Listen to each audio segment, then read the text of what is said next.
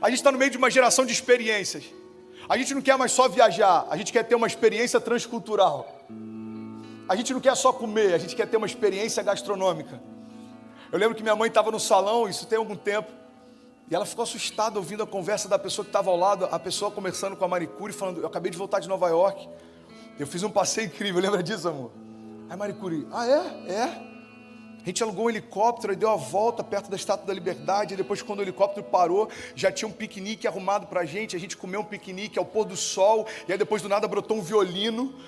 Aí minha mãe contou essa história, eu falei: uau, isso é fantástico, não tem nada de errado com isso.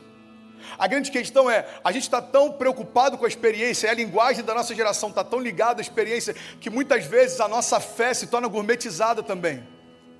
E se a gente não tiver uma experiência dentro daquilo que a gente entende como sendo poder de Deus, a gente começa a avaliar: eu acho que não foi tão bom assim, eu acho que a palavra não conectou tanto assim, eu acho que o louvor não virou como eu esperava que virasse. É quando a gente começa a limitar o que Deus pode fazer, aquilo que a minha epiderme pode sentir. Uma fé sensorial está pautada só naquilo que eu sinto, mas a fé do tipo de Deus tem a ver com aquilo que Deus fala. Não importa o que eu estou sentindo, se Deus falou, vai acontecer.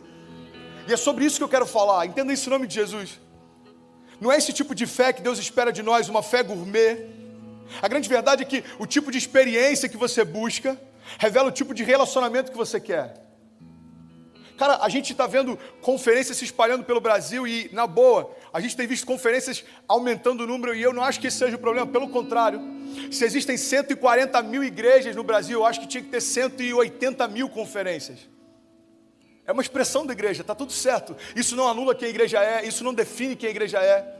A grande questão é quando a minha fé se pauta só pelas conferências, se pauta só pelos momentos proféticos, se pauta só pelos ajuntamentos, como aconteceu no Descende. E entenda, existe vida pós-Descende, existe vida pós-conferências, existe vida pós-acampamento. Você está comigo? Sabe, é porque a gente quer experimentar esse poder sobrenatural, e entenda, isso é maravilhoso, mas o nosso desafio não é esse, cara. O maior desafio da nossa geração não é cair no Espírito. O maior desafio da nossa geração é caminhar no Espírito, é ser constante, é entender o propósito pelo qual foi gerado. E é interessante porque eu quero falar sobre isso em plena sexta-feira da paixão. Para a gente entender isso, a gente precisa entender a paixão de Cristo e as experiências pelas quais Ele foi submetido. Olha o que a Bíblia diz lá em Hebreus 12:2. Tendo os olhos fitos em Jesus, autor e consumador da nossa fé. Paulo está falando aos Hebreus: olha, a gente precisa manter o nosso olhar fixo em Jesus, porque Ele, pela alegria que lhe fora proposta, suportou a cruz, desprezando a vergonha, e assentou-se à direita do trono de Deus. Alguém pode dizer glória a Deus por isso? Vamos, gente, alguém pode celebrar isso? Olha o que Paulo está liberando aqui em Hebreus. Paulo está dizendo: olha, Jesus teve alegria em passar pelo que passou, porque Ele sabia o propósito pelo qual Ele fazia o que Ele fez. O que Paulo está dizendo é que Jesus, Ele não chegou até a cruz por um desleixo, Jesus não chegou até a cruz por um engano, não. Jesus chegou até a cruz por um propósito. Ele poderia com um grito ter feito com que todo o inferno cessasse. Ele poderia com uma palavra ter feito com que todos aqueles soldados que vieram contra ele fossem colocados por terra. Mas por que ele se entregou? Porque esse era o propósito da vinda dele. Entenda isso em nome de Jesus. Pela alegria que lhe fora proposta, Ele suportou a cruz, desprezando a vergonha. Agora a boa notícia é que logo depois diz: mas Ele assentou-se à direita do trono de Deus. Eu acho que eu falei na segunda semana do Next Wild, citação de um teólogo, que ele fala a respeito disso. Olha, a gente não pode falar de Jesus pela metade. A gente não pode falar da sua morte sem citar a sua ressurreição, porque é enxergar Jesus pela metade. Crucifixos com a imagem de um homem que morreu. Ok, pastor, se tem algum problema quanto isso? Não tem problema nenhum. A única questão é, você sabe que Ele já ressuscitou, você sabe que aquela cruz está vazia. A gente quer empoderar coisas, a gente quer santificar coisas, e a gente muitas vezes esvazia aquilo que é santo do real significado que tem. Você quer um exemplo? Eu falei sobre isso algum tempo atrás. O poder não estava na cruz. A grande questão não era a cruz, mas Cristo nela. Quando Cristo foi conectado naquela cruz, se cumpriu toda a promessa que havia sido feita por Deus através dos seus profetas. Quando Cristo se conectou àquela cruz, cara, os céus pararam para ver aquela cena. Você sabe por quê? Porque dos céus eles estavam enxergando o cumprimento de uma palavra que foi liberada desde antes do pecado. A Bíblia diz que o sacrifício já foi preparado antes da nossa queda. O cordeiro já estava preparado. É como se Deus dissesse: eu não quero que você erre, mas se você errar, eu já tenho um projeto, um plano para trazer você de volta. Não era uma opção para Deus viver sem você. Não era uma opção para Deus ter você distante. E eu quero falar sobre isso, sobre o blackout. Mateus 27:45 diz... Ele vai discorrendo sobre tudo o que aconteceu quando Jesus foi crucificado. E em Mateus 27:45 ele diz: e desde a hora sexta houve trevas sobre toda a terra até a hora nona. De meio-dia às 3 a terra ficou escura. O sol parou de brilhar. Você está comigo? Eu quero trazer um pouco mais de informação antes da gente entrar na palavra novamente. Entenda isso em nome de Jesus. Eu quero entrar agora no momento Wikipedia, ok? Não me deixa sozinho. Vamos construir essa linha de raciocínio junto. Existem dois marcos históricos. Duas pessoas que não eram cristãs. Entenda isso. Duas pessoas que não militavam a favor do cristianismo, mas que falavam a respeito dos efeitos que aconteceram quando Jesus foi crucificado. Olha que interessante. Uma dessas pessoas se chama Talos. Ele foi um dos primeiros historiadores que escreveu no grego koiné. Ele escreveu uma história em 3 volumes sobre o mundo mediterrâneo antes da guerra de Troia até o ano de 109 antes de Cristo. A gente sabe que ele falou a respeito disso não pela sua obra. A obra desse cara não existe mais, o tempo consumiu. Mas existem inúmeros autores que citaram aquilo que ele falou a respeito do dia em que o céu parou de brilhar. Presta atenção nisso, em nome de Jesus. Júlio Africano era o nome de um dos autores antigos que falou a respeito dele. Lactantius, Teófilo, Tertuliano, Justino Marte, Flávio Josefo, um dos historiadores mais importantes da história antiga. Presta atenção nisso. Esse cara, ele relatou no seu livro o seguinte: houve um dia em que o sol parou de brilhar. E eu acredito que isso aconteceu por conta de um eclipse solar. Você está comigo? Olha para mim. Pega isso, cara, em nome de Jesus. Aí um outro autor da época, esse tal de Júlio Africano, inclusive um bom nickname para usar no Instagram, não parece uma parada do dia de hoje? Qual que é o teu Instagram? Segue lá, Júlio Africano. Esse cara, ele foi combater ou indagar o que esse primeiro autor falou, e ele falou assim: sabe, o Tulos, sei lá como é que é o nome do cara, ele acha que houve um eclipse solar no dia em que o sol parou de brilhar, mas eu discordo, isso não tem sentido, porque era época de lua cheia, não tinha como existir um eclipse solar. Pastor, onde é que você quer chegar? Cara, eu não estou entendendo nada, eu já boiei, eu estou pensando ainda no lance do Monster Truck que você falou no início do culto. Presta atenção nisso. O que eu quero mostrar para você é o seguinte: existe na história uma discussão feita há milhares de anos atrás, em que 2 caras que não falavam a respeito de Jesus discutiam o que aconteceu no dia em que o sol parou de brilhar. Sabe o que me chama a atenção? Eles estão discutindo como isso aconteceu. Agora, o que deixaram para a gente como prova é que de fato isso aconteceu. Você sabe o que a gente percebe desde o início? A ciência tentando entender aquilo que Deus faz, mas não tem como explicar, porque ninguém explica Deus.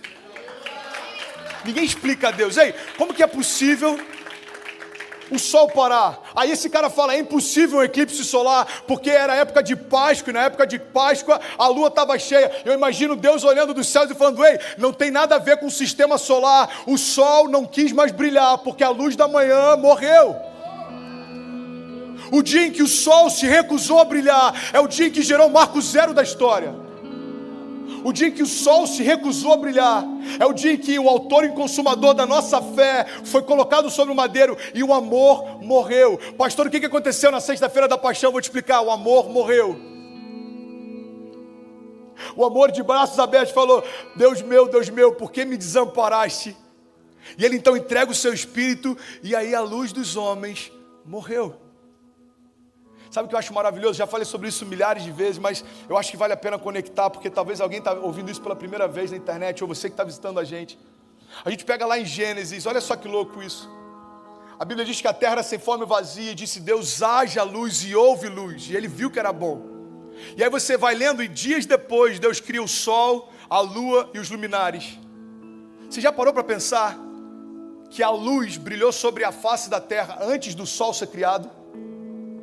A luz que Gênesis está revelando não fala a respeito da luz do sol, fala a respeito de Jesus, a luz dos homens. Você entende o que aconteceu naquela cruz? A luz da manhã, a luz da alvorada, o Filho de Deus foi morto e o sol perdeu a graça em brilhar. 3 horas de escuridão.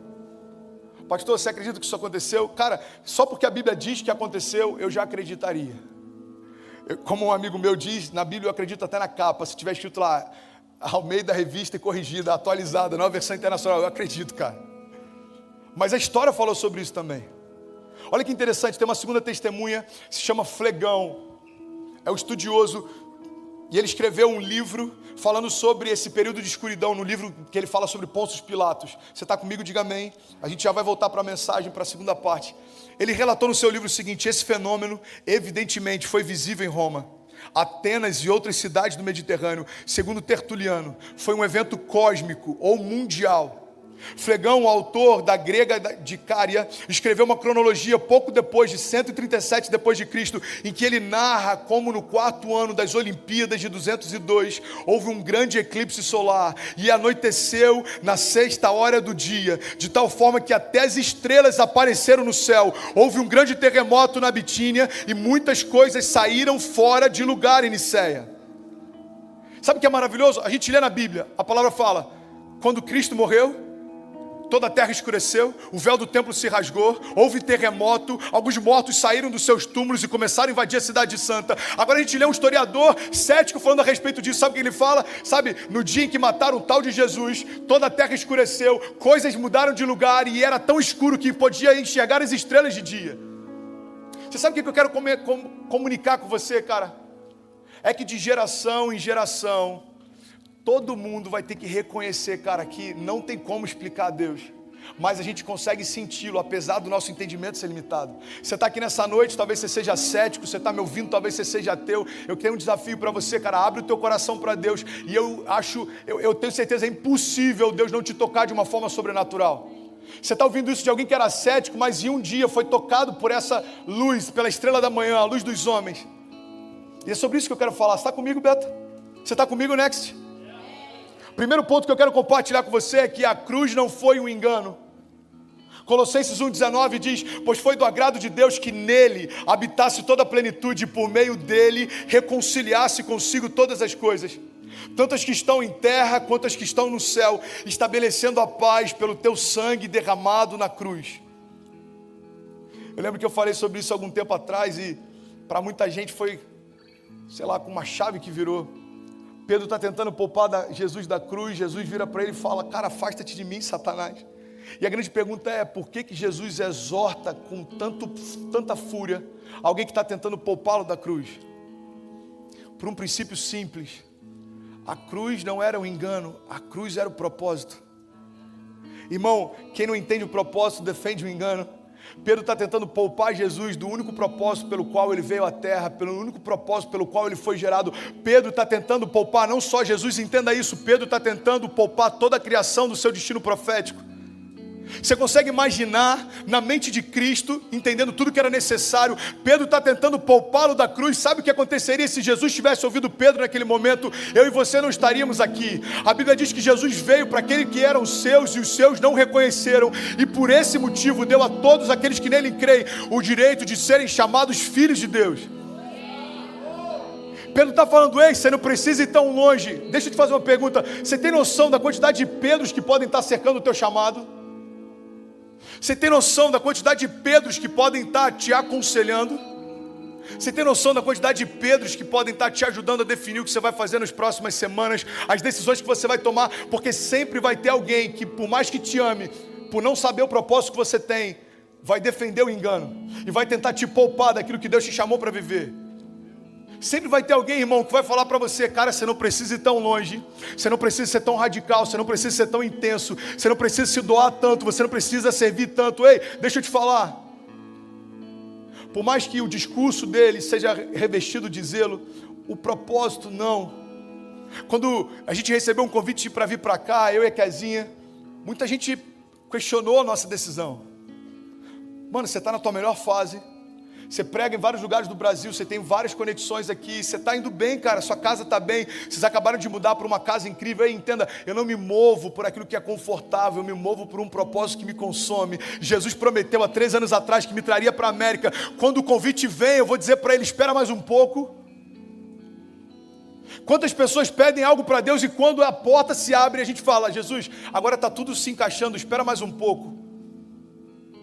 Espera só mais um pouco, deixa só eu terminar o college, eu me envolvo mais, deixa só eu ficar noivo, eu me envolvo mais, deixa só eu casar, eu me envolvo mais. Cara, não tem nada a ver com as circunstâncias, tem a ver com o propósito que consome a gente. Você está comigo? A palavra já havia sido liberada. Olha o que Salmos 22:7 diz. Olha isso, mano, Salmos, antes da nova aliança, antes da vinda de Cristo, antes do Novo Testamento, Salmos já falava a respeito do que aconteceria com Jesus. Salmos 22:7 diz, caçoam de mim todos os que me veem, balançando a cabeça, lançam insultos contra mim, dizendo, recorra ao Senhor, e que o Senhor te liberte, que Ele o livre, já que Ele lhe quer bem.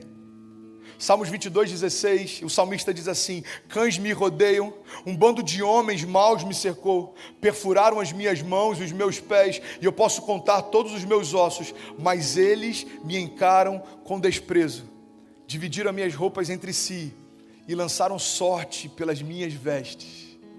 Uau! Sabe o que eu acho incrível? Presta atenção nisso, em nome de Jesus. A palavra já falava a respeito do que aconteceria. Mas ainda assim, quando aconteceu, alguns duvidaram do que estava vendo. Eu lembro que Ceci perguntou para mim uma vez, pai, por que a música diz que Jesus morreu como um cordeiro e ressuscitou como um leão? Eu sou apaixonado por essa música da Central 3. Alguém já ouviu? Vocês querem que eu cante aqui? Não? Ok, beleza. Deixa para outro dia. E ela cantava essa música direto um tempo atrás. Ela falou, pai, por que diz que morreu como um cordeiro e ressuscitou como um leão? Eu falei, filha, por um princípio simples, entende isso. Você já viu um cordeiro? É um dos animais mais inofensivos que tem. Então, Jesus ele veio como um cordeiro porque ele não veio para se defender, ele veio para se entregar. Agora ele ressuscita como um leão porque quando ele volta da morte, ele vem para exercer governo e autoridade sobre toda a criação. É por isso que eu estou apaixonado nessa série, que pena que ela está terminando hoje, por mais que essa mensagem talvez não seja mais inspirativa em alguns aspectos, ela é uma das mais teológicas, porque não tem como a gente falar de destino, futuro, propósito, geração, não tem como a gente falar sobre alcançar o mundo, virar tudo de cabeça para cima, se a gente não entendeu por que a gente faz o que a gente faz. Jesus ele não se defendeu, não porque ele não podia, porque ele veio para se entregar. Isaías 53:5 já falava a respeito do que aconteceria. Presta atenção nisso em nome de Jesus. Mas ele foi transpassado por causa das nossas transgressões. Ele foi esmagado por causa das nossas iniquidades. E o castigo que nos trouxe a paz estava sobre ele. E pelas suas pisaduras nós fomos sarados. Todos nós, como ovelhas, nos desviamos, cada um de nós se voltou para o seu próprio caminho, e o Senhor fez cair sobre ele a iniquidade de todos nós. Ele foi oprimido e ele foi afligido, e contudo não abriu a sua boca, e como um cordeiro foi levado ao matadouro, e como uma ovelha, diante dos seus tosqueadores fica calada, ele não abriu a boca. Cara, entenda isso, a cruz foi o púlpito onde Jesus pregou o amor. A cruz foi o lugar onde Jesus disse de forma bem clara até onde Ele está disposto de ir por você. Se algum dia você se questionar se Jesus te ama, lembra do que Ele fez por você. A tua imagem era que passava na cabeça dele até o final. Tem pessoas que falam, pastor, eu estou tão ferido. Irmão, a minha única pergunta para você é, Jesus te decepcionou? Então coloca o teu olhar nele e esquece os homens, porque a gente não é perfeito. Seja bem-vindo a um lugar incrível de novos começos, mas não procure aqui pessoas perfeitas. A gente tinha que colocar uma placa ali, proibida a entrada de pessoas perfeitas. Tá todo mundo batalhando, cara, para ser alguém melhor, mas eu tenho certeza que o que você se tornou já é melhor do que aquilo que você era. Você está comigo? Diga amém. No início do culto eu recebi um desenho de uma criança, mano. Eu falei, caraca, velho. Deus está fazendo, mano. Antes de eu me converter, as crianças nem gostavam de mim, cara. Eu chegava no lugar e falava, sabe aquele cara sem jeito com criança? Você fala, aí a criança começa a chorar. Aí o pai fica sem graça e fala assim, ele tá enjoadinho, tá com cólica. Mentira, mano, a criança não gostou de você, cara. Eu era esse cara. Aí chegava, e aí, tudo bem? Aí a criança fechava a cara e tal. Mano, um menino fez um desenho pra mim, me deu no início do culto aqui. Eu falei, cara, eu vou até guardar isso aqui. Não sei se a Ceci vai ficar com ciúme, porque ela me enche de desenho pela casa o dia todo. Mas olha que coisa incrível, cara. Ele botou, From Isaac, for pastor. Que é isso, hein, Isaac? Onde é que você tá, Isaac? Levanta a mão aí. Glória a Deus, tá tirando onda, hein, mano? Ele botou, pastor, feliz sábado, fica com Deus, você é muito legal e eu gosto muito de você, fica com Deus. Ah, que maneiro, aqui, bonitinho. Obrigado, mano, tamo junto. Se eu pudesse dar um Red Bull, te dava agora. Entenda isso, cara, em nome de Jesus. Qual que é o projeto da redenção? É manifestar Cristo em nós. É você se tornar melhor do que o que você era. Mas entenda, existe muito mais de Deus por vir. A cruz foi um púlpito onde Jesus pregou o amor. Gálatas 3,13 diz, Cristo nos redimiu da maldição da lei, quando se tornou maldição no nosso lugar, porque está escrito, maldito é todo aquele pendurado sobre o madeiro. Colossenses 1,13 diz, pois ele nos resgatou do domínio das trevas e nos transportou para o reino do Filho do seu amor, em quem nós temos a redenção, a saber, o perdão dos pecados. Sabe uma das coisas que eu gosto de falar para tentar, de alguma forma, cara, ilustrar para você o que foi a redenção? Entenda isso em nome de Jesus. A vida inteira a gente ouve falar que a redenção teve preço de sangue. Eu quero nessa noite falar para você que é muito mais do que isso. A redenção teve preço de algo muito mais valioso do que sangue. Você sabe qual foi o preço da redenção? Sangue de um filho. Irmão, eu daria o meu sangue pelo meu pai se ele precisasse. Eu daria o meu sangue pela minha mãe se ela precisasse. Mas eu não daria minha filha por ninguém. Eu não daria Cecília por ninguém. Eu não daria Cecília por ninguém que está nesse auditório me ouvindo. Eu não daria Cecília nem pela Quezinha, se fosse preciso. Você sabe por quê? Porque o teu filho carrega a tua genética. Você olha para o teu filho e você se enxerga nele. Você olha para o teu filho e você vê a esperança de você numa versão melhor do que você é. Você quer que ele viva coisas que você não viveu. Você quer que ele vá a lugares que você não foi. Você quer que ele aprenda coisas que você não aprendeu. O teu filho é a expressão e a manifestação de quem você é. Cara, filho, eu acho que é a expressão talvez mais palpável do que significa legado. Cara, a redenção foi muito mais do que preço de sangue. A redenção foi preço de filho. A Bíblia diz que Deus pegou o seu único filho e entregou para ter cada um de nós junto dele de novo.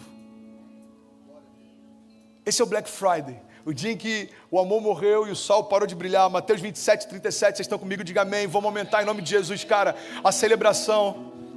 Celebra isso, pastor. Você está falando o tempo inteiro de algo que eu já sei. Eu sei, mano, mas a palavra nos ensina que todas as vezes que Jesus falava, manifestava a palavra, vida ela é liberada através disso. Sinais e milagres sobrenaturais aconteciam. Ei, existe vida de Deus fluindo aqui hoje. E eu quero que você flua comigo, cara. Mateus 27:37 diz, por cima da sua cabeça colocaram escrito a acusação feita contra ele. Este é Jesus, o rei dos judeus. 2 ladrões foram crucificados com ele, um à sua direita e outro à sua esquerda. E os que passavam lançavam-lhe insultos, balançando a cabeça e dizendo, você que destrói o templo e o reedifica em 3 dias, por que não salva a si mesmo? Por que você não desce dessa cruz? Da mesma forma, os chefes dos sacerdotes, os mestres da lei e os líderes religiosos zombavam dele. E eles diziam entre si, salvou todos os outros, mas não é capaz de salvar a si mesmo. Ele é o rei de Israel, então desça agora da cruz e creremos nele. Tudo que Salmos dizia a respeito do que aconteceria, aconteceu. Ele confiou em Deus, que Deus o salve agora. Se Deus tem compaixão dele, ele não disse que é filho de Deus, igualmente insultava os ladrões que haviam sido crucificados com eles. E a palavra de Deus diz, e houve trevas sobre toda a terra, do meio-dia às 3 da tarde, e por volta das 3 da tarde, Jesus bradou em alta voz e disse, Eloi, Eloi, lama sabachthani, que significa, Deus meu, por que me desamparaste? Ei, irmão, você está vendo aqui um momento em que Jesus não chama Deus de Pai. Jesus não chama Deus de Pai nesse momento. Você sabe por quê? Porque revestido de pecado, do meu e do seu pecado, ele não tem mais acesso ao Pai, porque o Filho de Deus se tornou pecado para que todos os pecadores pudessem se tornar filhos de Deus.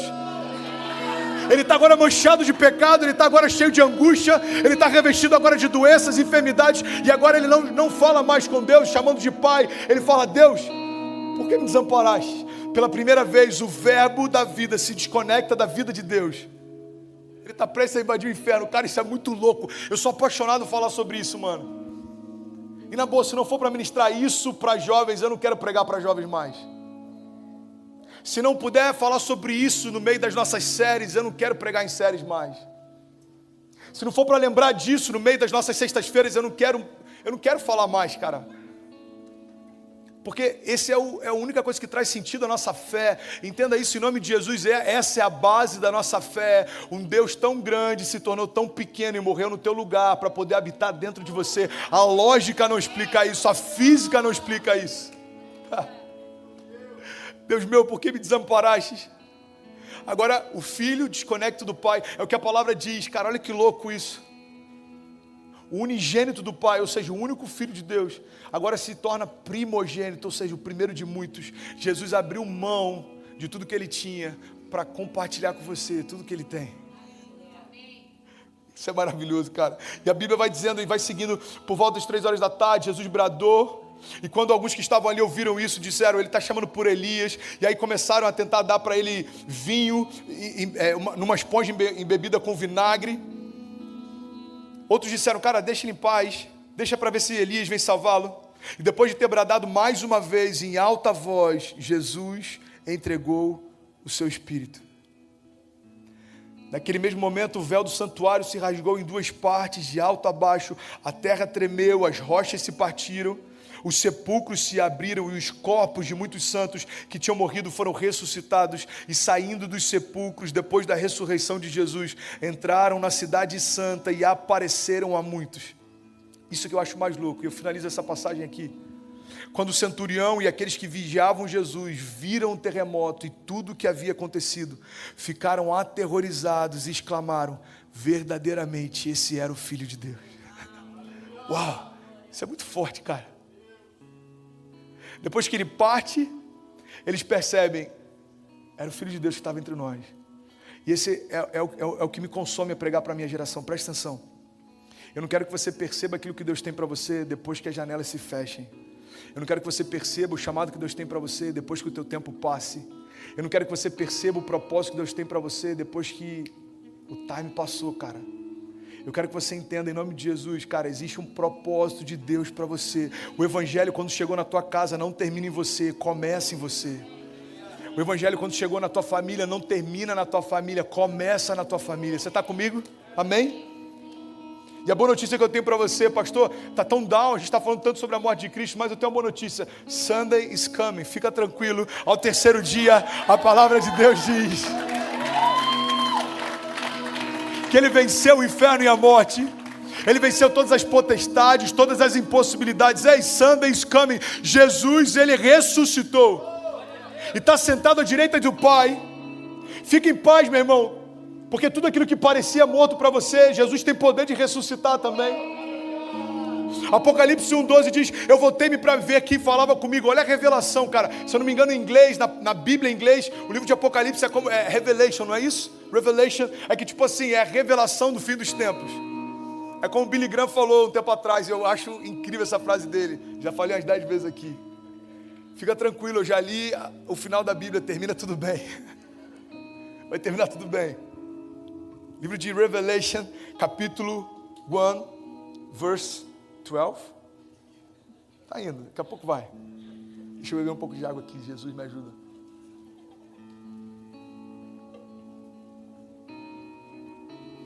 Apocalipse 1:12 diz, voltei-me para ver quem falava comigo.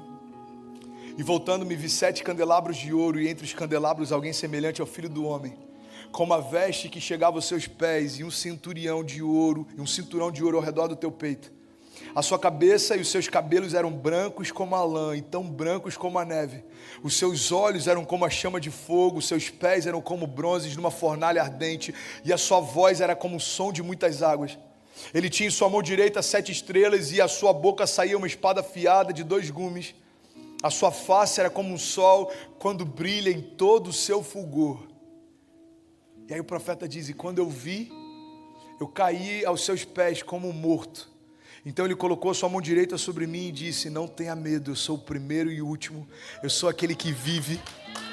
Eu estive morto, mas agora eu estou vivo para todo sempre. E ele dizia, eu tenho as chaves do inferno e da morte. Eu quero citar mais 2 versículos e alguns aqui podem falar, pastor, você cita demais esse versículo. Foi mal, mano. Quando você pregar, você muda, beleza?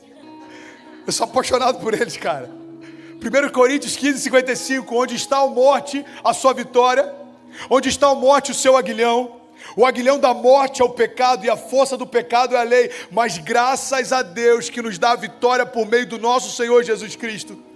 Colossenses 2:13 diz, porque Ele nos perdoou todas as transgressões e Ele cancelou a escrita de dívida que consistia em ordenanças e que nos era contrária. E Ele removeu, pregando-as na cruz e tendo despojado todos os poderes e autoridades, fez de todos eles um espetáculo público, triunfando sobre todos eles na cruz. Eu vou fechar agora a mensagem. Eu quero, em nome de Jesus, que você me dê toda a tua atenção, porque agora é onde tudo isso aqui faz sentido no teu dia a dia, na prática.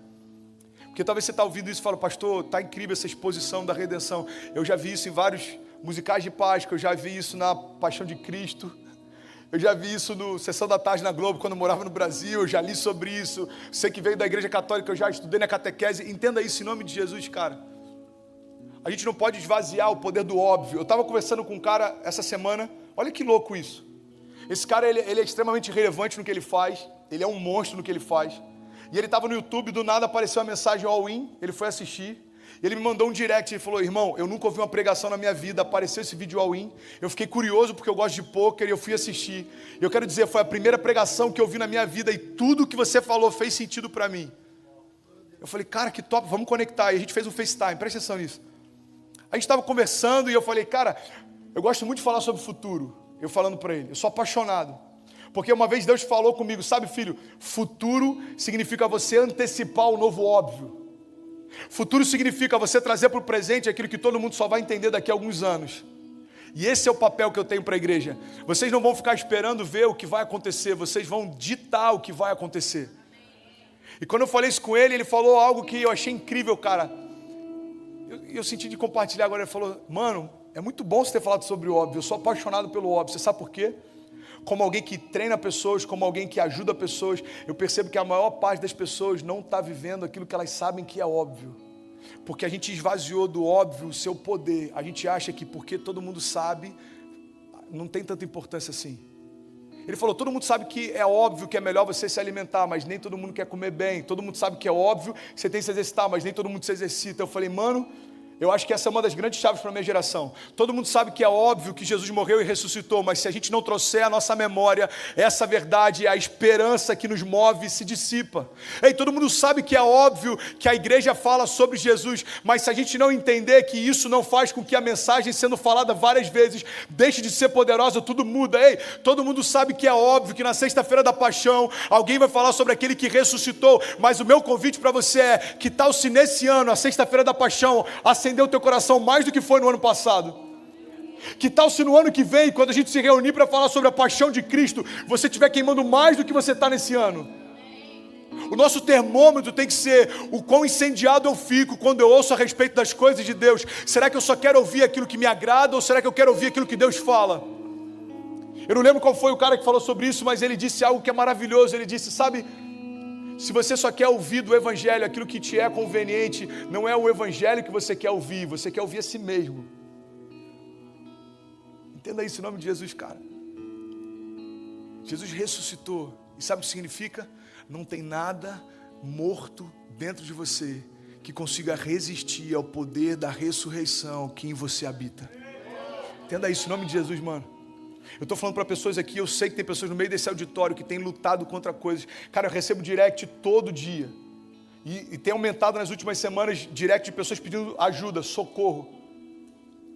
Socorro, literalmente. Cara, eu preciso de ajuda, me socorre. Eu falei com o Kezinha, eu tive um sonho essa noite de uma menina que a gente apacentava lá em Niterói. Eu tive o sonho de que a gente recebeu a notícia de que ela tinha desistido de viver. Eu falei com o Kezinha, cara, a gente precisa fazer alguma coisa. Entenda isso em nome de Jesus. A gente carrega a única mensagem capaz de trazer, cara, esperança para uma geração. Coloca isso para fora, irmão, vamos ativar esse vírus. Sabe qual é o meu sonho? Quando eu precisar não ficar pregando mais toda sexta-feira, mas sentar para te ouvir falar, ei, os sinais e maravilhas acompanharão os que creem. Não tem a ver com alguém com o microfone no púlpito, tem a ver com a igreja invadindo as ruas. a igreja invadindo os colleges, a igreja invadindo os lugares por onde você trabalha. E isso não é virtual, entenda isso em nome de Jesus. Isso não é uma analogia, não. Isso é real, isso é a prática, é o que Deus tem para nós. E é nesse final da mensagem que eu quero te fazer uma pergunta. Você sabe em que momento o marco zero de Jesus sobre a terra gerou o marco zero de Jesus sobre a nossa história? É quando a gente para de ser lembrado só pelo aquilo que a gente deixou de fazer. Entenda isso, cara, em nome de Jesus. A gente começa a ser lembrado por aquilo que a gente passou a fazer. Você já parou para ouvir alguns testemunhos e já reparou que a maior parte deles falam daquilo que você era e não é mais? Pastor, eu era drogado, graças a Deus não me drogo mais. Pastor, eu fumava, graças a Deus eu não fumo mais. Pastor, eu bebia, graças a Deus eu não fumo mais. Ok, mano, esse é o marco zero, mas o que veio depois dele? Porque falar o que você não faz é bom, agora Cristo quer construir coisas que você também nunca fez. O marco zero que vai afetar a nossa geração não é só quando a gente deixou o pecado. Irmão, em nome de Jesus, entenda, isso é para iniciante. Deixar uma vida de pecado é o primeiro passo após a redenção, mas construir uma vida com Deus é o que Ele espera de nós. O popô, o novo começo, a salvação, o levantar as mãos, o batismo é incrível, é um marco. Você está dizendo para o céu, para a terra, para o inferno: eu tenho um pai, eu tenho um dono, se chama Jesus. O pecado não me prende mais, o inferno não me tem mais. Todo o governo que eu tinha sobre o pecado, eu cedi para Jesus. Existe um dono sobre a minha vida. Ok, isso é bom. Agora Jesus está falando: então, filho, agora que eu já te fiz uma nova criatura, vamos construir uma nova história também. Você já imaginou, cara, 13 anos eu falando sobre o que eu deixei de fazer, eu não faço mais, não. Eu não quero falar do André que parava várias vezes na delegacia porque estava dirigindo bêbado, não. Eu quero falar do André que tem experimentado em casa coisas que nunca imaginou que experimentaria. É essa mensagem que o mundo quer ouvir de você, cara. É o marco zero. É quando a cruz de Deus muda completamente quem a gente é. É quando Deus invisível se torna visível para nós. E o instrumental pode subir, eu vou finalizar aqui. Colossenses 1:12 diz: dando graças ao Pai que nos tornou dignos de participar da herança dos santos no reino da luz, pois Ele nos resgatou do domínio das trevas e nos transportou para o reino do Filho do seu amor, em quem nós temos a redenção, a saber, o perdão de pecados. Acompanha comigo. Porque Ele é a imagem do Deus invisível, Ele é o primogênito de toda a criação, pois nele foram criadas todas as coisas nos céus e na terra, as visíveis e as invisíveis. Sejam tronos ou soberanias, sejam poderes ou autoridades, todas as coisas foram criadas por Ele, para Ele. Se você entendesse o que está sendo liberado aqui, eu, se fosse você, já estava gritando aqui, irmão. A Bíblia está dizendo que toda a plenitude, todo o poder e toda a autoridade foi depositado nele, mas Ele desejou compartilhar com a criação. A Bíblia diz: Ele antes de todas as coisas, e nele tudo subsiste. Ele é a cabeça do corpo, que é a igreja. Ele é o princípio, é o primogênito dentre os mortos, para que em tudo tenha supremacia. Pois foi do agrado de Deus que nele habitasse toda a plenitude, e por meio dele reconciliasse consigo todas as coisas, tanto as que estão na terra, quanto as que estão no céu, estabelecendo a paz pelo teu sangue derramado na cruz. Sabe o que eu acho maravilhoso, cara? A banda pode subir, eu vou finalizar aqui. Você está comigo? Amém? Amém. A palavra está dizendo: olha, Deus tem toda a plenitude, poder, autoridade e governo sobre todas as coisas. Nele tudo subsiste, ou seja, nele tudo fica pequeno. Teu problema não tem sentido. Deus olha para o teu problema e a pergunta dele é: por que isso está te angustiando? Você está olhando demais para o que te abate, você está olhando de menos para quem te sustenta. Nele tudo subsiste, toda depressão, todo pecado, toda angústia, todo espírito de morte, toda confusão, toda dúvida. Ei, entenda, todo vazio diante de quem Deus é muito pouco. E talvez você possa olhar para tudo isso e falar assim: cara, é fácil falar disso, mas Deus é poderoso. Jesus, Ele era 100% homem, mas Ele era 100% Deus. No meu caso é diferente, pastor, só eu sei do que eu estou passando. Ei, o que eu quero te falar é que toda a plenitude, todo esse poder, governo e autoridade se diminuiu para encaixar em você. Se diminuiu para caber em você. Então entenda, você pode acessar ou não, mas já está dentro de você. Se você reconheceu Jesus como teu único e suficiente Salvador, ou se você vai reconhecer essa noite, entenda, esse poder, essa autoridade, esse governo e essa plenitude já estão em você. Você tem noção que esse poder, cara, ele é tão forte que quando Jesus ressuscitou, mortos se levantaram no meio das tumbas e começaram a invadir as cidades. Cara, eu creio em nome de Jesus, mano, em 2019 a gente vai viver esse tempo. em que pessoas vão começar a trazer testemunhos de coisas que estavam mortas e ressuscitaram. Mano, na boa, eu fico olhando para a função de um pastor de jovens, eu acho muito parecida com a de João Batista. João Batista era a voz que clamava no deserto, preparando o caminho para Jesus. A gente está aqui o tempo inteiro, cara, tentando lutar com as inconstâncias da nossa idade, com as distrações da nossa geração, e eu estou o tempo inteiro, toda sexta-feira, e todo contato que eu tenho, todo gabinete que eu faço, todas as vezes que eu prego, toda live que eu faço, eu tento de alguma forma trazer para a tua memória que Deus tem coisas para você que são infinitamente maiores do que tudo aquilo que você já experimentou. João Batista falava: ei, arrependei-vos porque é chegado o reino dos céus. A mensagem que a gente tem para a nossa geração é: ei, o reino dos céus já veio, Jesus morreu e já ressuscitou, mas entenda, Ele está contando com você. Ele conta com você, a tua casa conta com você, ei, os teus primos contam com você, os seus amigos contam com você, porque se aquilo que habita em você tem poder para trazer ressurreição, não permita que nada morra perto de você, cara. Não permita que nada morra perto de você. Seja intencional com o que Deus te entregou. A Bíblia diz que na sexta-feira da paixão, no dia em que o céu se recusou a brilhar, Jesus morreu. E é esse o convite que eu quero fazer para você em nome de Jesus. A gente vai finalizar esse culto, mas eu não sei o que precisa morrer dentro de você, cara, mas eu sei que tem algo que precisa morrer. Talvez sejam distrações, talvez sejam acesso que você deu a coisas que você sabe que não são boas para você. Eu não sei as vozes que têm te influenciado, eu não sei quem tem te aconselhado, eu não sei os sonhos que têm batido no teu coração, eu não sei o que te inspira, eu não sei o que você olha e os seus olhos brilham, eu não sei, cara, eu não sei nada externo à tua história que te influencia, mas eu sei que tem algo dentro de você, cara, que quer aumentar o nível de influência sobre você. Existe uma voz dentro de você e ela quer ecoar, mostrando para você os passos que você precisa dar, os lugares para onde você precisa ir. Ei, em nome de Jesus, entenda isso, cara. Tem um pastor, cara, muito conhecido, ele foi um dos grandes avivalistas há 2 décadas atrás, e ele disse que na igreja dele, quando ele adotou uma norma, tudo mudou. Ele falou o seguinte: eu faço gabinete com qualquer pessoa da igreja, mas antes de te atender, você vai ter que esperar 2 horas ali, orando em línguas. Sabe o que aconteceu? 90% dos gabinetes foram cancelados antes de começar. Porque quando as pessoas começavam a ouvir o que o Espírito que habita nelas falava, não precisava de conselhos humanos quando já tinha a palavra de Deus. Mano, isso é muito forte. As pessoas chegavam e falavam: pastor, obrigado, tá? Mas eu já entendi o que eu tenho que fazer. Cara, presta atenção nisso. O mesmo poder que ressuscitou Jesus Cristo dos mortos habita em você.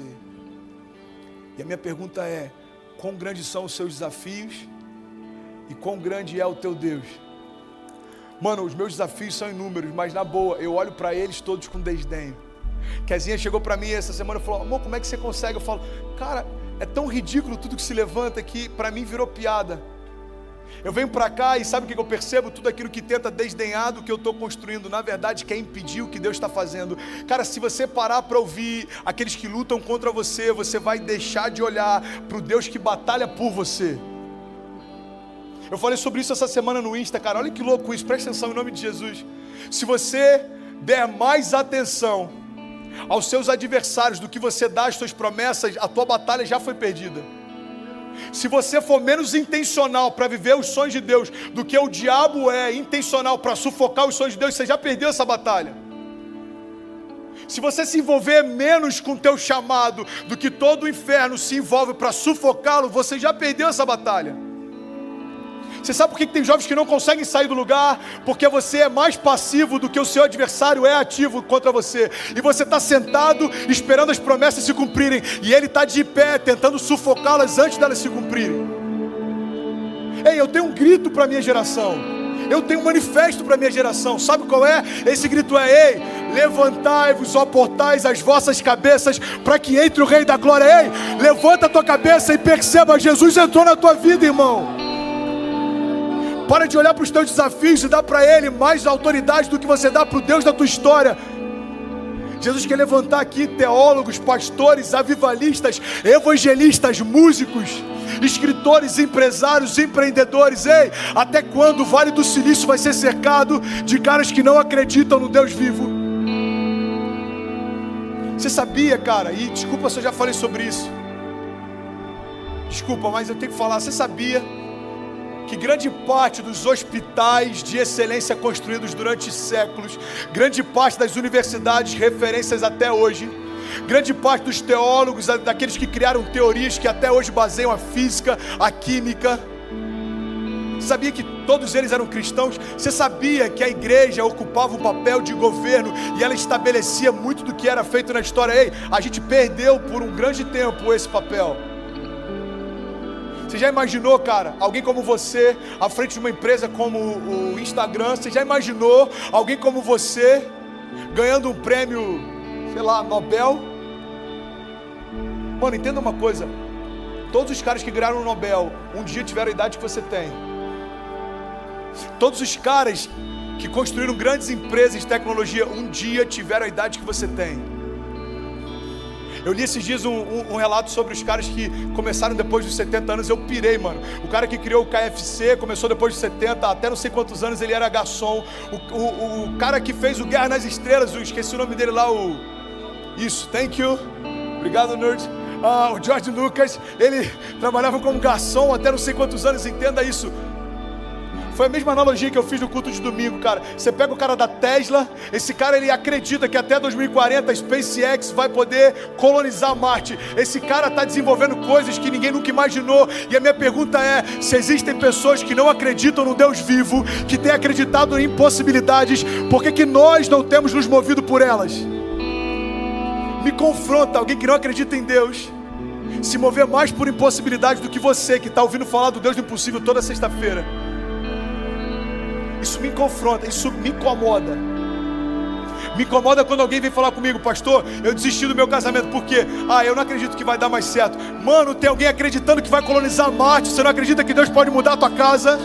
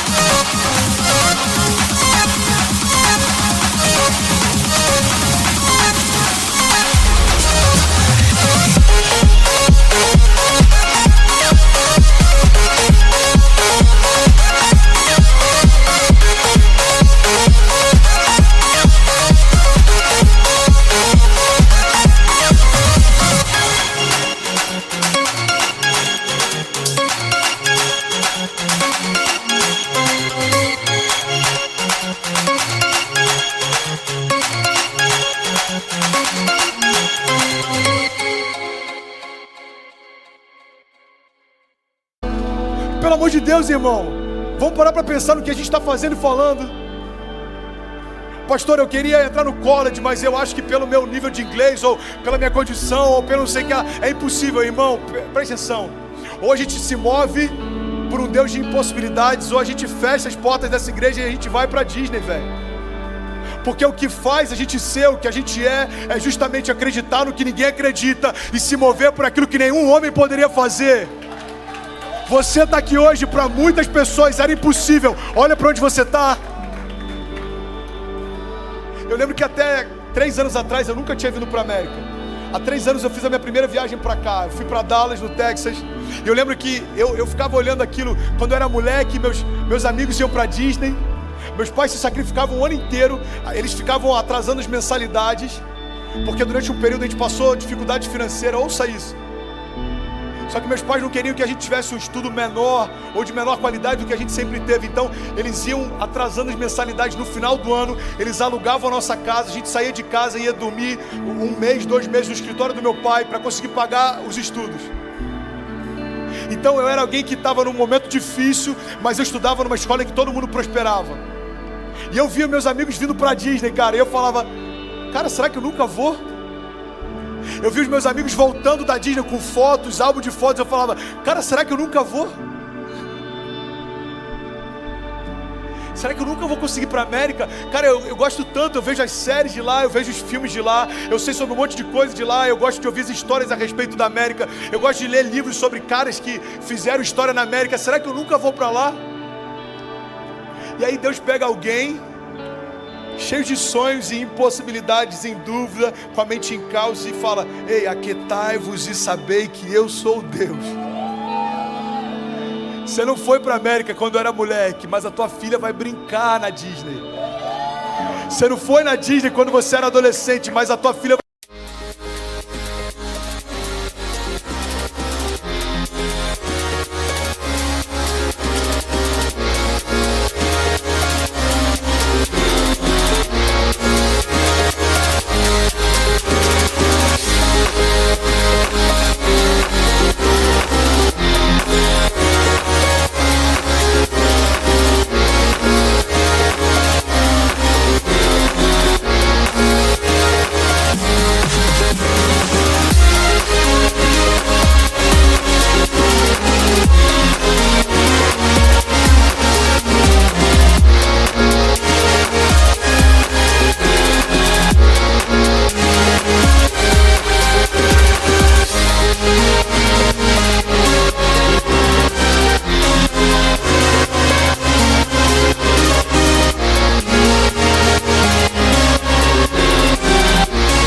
um anual pass da Disney.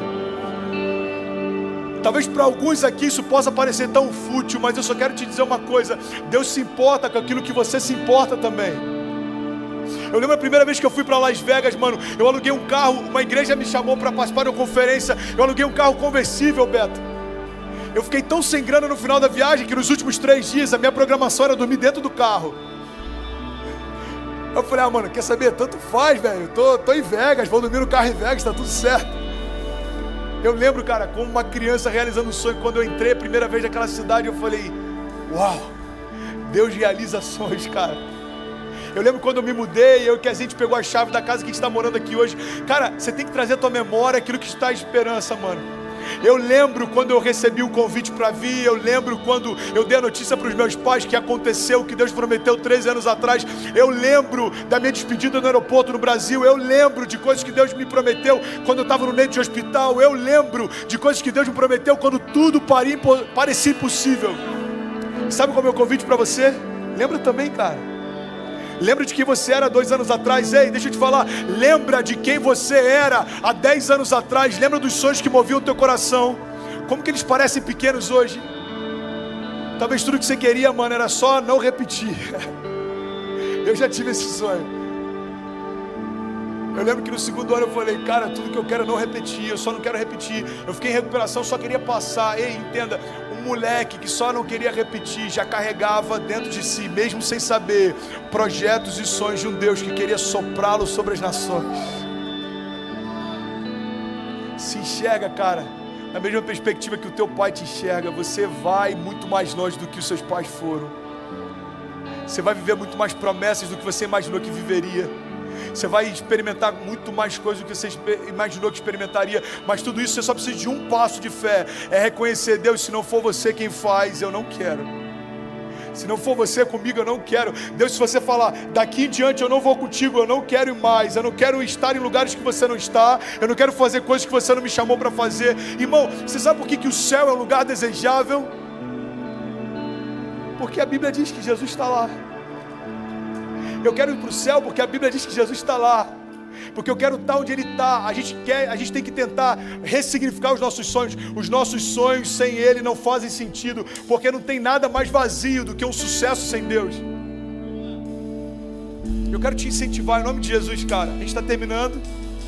Você tem um final de semana pela frente com a tua família, ou talvez distante dela, mas em nome de Jesus, nesses dias de Páscoa, deixa o Espírito de Deus soprar sobre você e trazer à tua memória aquilo que te dá esperança. Fique de pé em nome de Jesus, deixa eu orar com você. Nesses dias de Páscoa, deixa o Espírito de Deus soprar sobre você e trazer à vida aquilo que parecia morto. Nesses dias de Páscoa, cara, deixa o Espírito da ressurreição invadir áreas que pareciam sem esperança para você. Eu gosto de pregar todos os dias como se fosse a minha última vez. Que tal você ouvir a palavra todos os dias como se fosse a última vez?